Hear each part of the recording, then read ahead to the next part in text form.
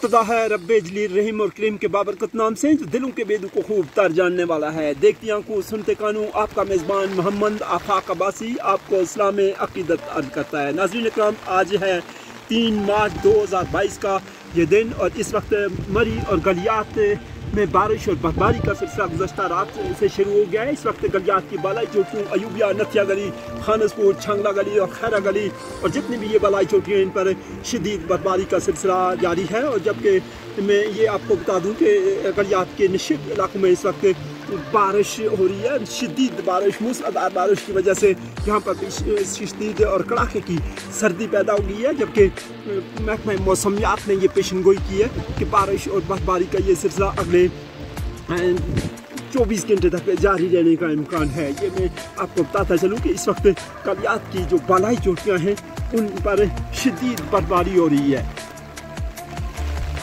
जबकि नशेबी जो इलाके हैं गलियात के, इनमें आप मुलाहिजा कर सकते हैं कि इस वक्त मूसलाधार बारिश हो रही है। जबकि कड़ाके की सर्दी ने से दांत बच रहे हैं। यहाँ पर ये आप देख सकते हैं मुनासिब दूर दूर तक इस वक्त आसमान पर गहरे बादल छाए हुए हैं। शदीद और मूसलाधार किस्म की बारिश हो रही है जिससे शदीद सर्दी है। जबकि गलियात के जो बालाई इलाके हैं उन पर इस वक्त आज ये मैं आपको आगाह करता चलूँ कि इस वक्त आज स्नोफॉल हो रही है।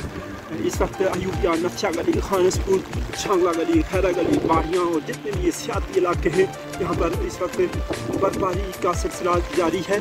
और यहाँ पर शदीद सर्दी है। शदीद सर्दी की वजह से यहाँ पर दांत बज रहे हैं। और महकमा मौसमियात ने ये पेशन गोई की है कि बारिश और बर्फबारी का ये सिलसिला अगले 24 घंटे तक जारी रहेगा। जबकि तुंद और तेज़ हवाएँ यहाँ तकरीबन 12 से 14 किलोमीटर फी घंटा की रफ्तार से चल रही हैं।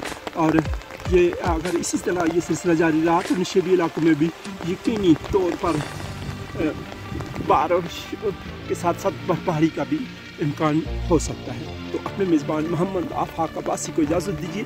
अल्लाह हामी अल असर।